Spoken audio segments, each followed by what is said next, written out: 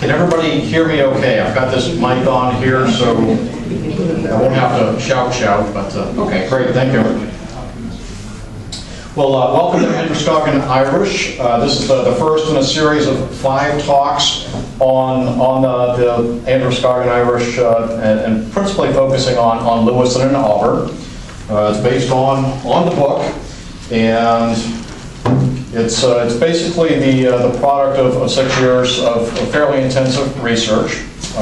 My name is John Henderson, and I'm an educator and trainer by trade, I suppose. My degrees are in political science and German studies. Also have a master's in business. But after 6 years of pouring through records and writing and whatnot, I'm now also something of a historian. And I thank you all for attending today. This project began as a genealogy project many years ago. And genealogy, of course, is finding the birth, marriage, and death dates of people and connecting them into families. And my grandmother and my mother were from Auburn, and my aunt's sitting in the back, making sure I do a good job. And so once I got the genealogy done, I landed here about six years ago. Back in Auburn, and began researching the lives of these people to fill them out a little bit and find out, what did they do in their life, where did they live, what did they do for work, and so forth. And as I started digging, I couldn't find anything on the Irish. I was trying to provide some context for their lives, and I couldn't find anything on the Irish. So I kept finding bits and pieces here and there, and eventually started getting the idea that there was a much bigger picture here that I didn't have any clue about, and apparently nobody else did either. Individual people know things, but there was no one work that laid out, hey, here's where the Irish were, here's who they were, here's what they did, and so forth. So I started pulling all this together for the Androscoggin Irish book that we have today.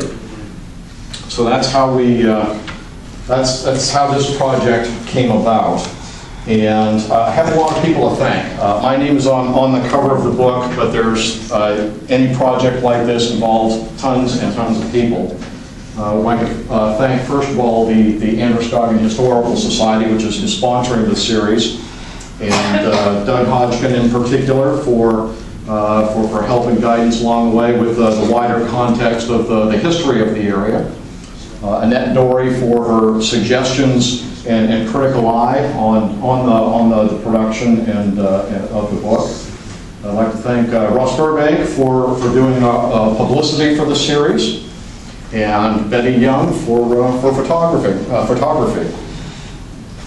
Also owe a huge debt of gratitude to the Auburn Public Library here. Most people get their second home on the lake. This is mine.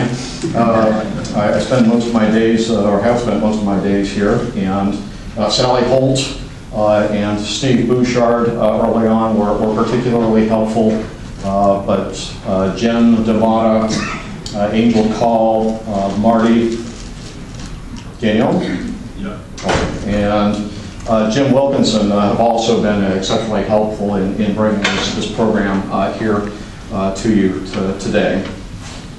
Also have to give a shout out to the 2 Irish organizations in Maine. If you're not a member, you ought to be.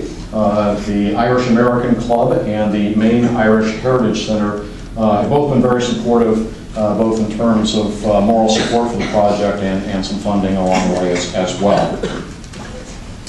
Now, the Irish didn't invent Halloween, but they did invent jack-o'-lanterns, and they did invent trick-or-treating. So hence the pumpkin, we're almost on that season now. And perhaps Halloween will someday become just as much an Irish holiday as St. Patrick's Day. Balance things out.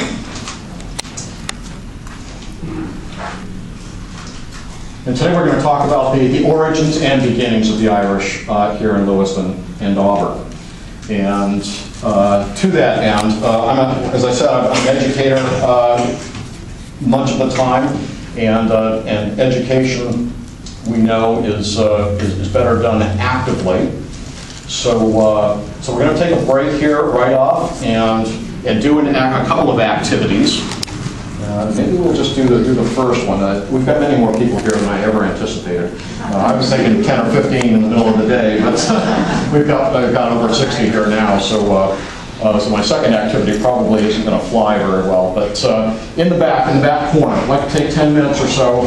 In the back corner are some images on the wall, and under those images are 3 blocks for you folks to write in. Okay. Now, I'm not an expert on the Irish in Lewis and Auburn. I'm becoming one, but I don't know everything, certainly.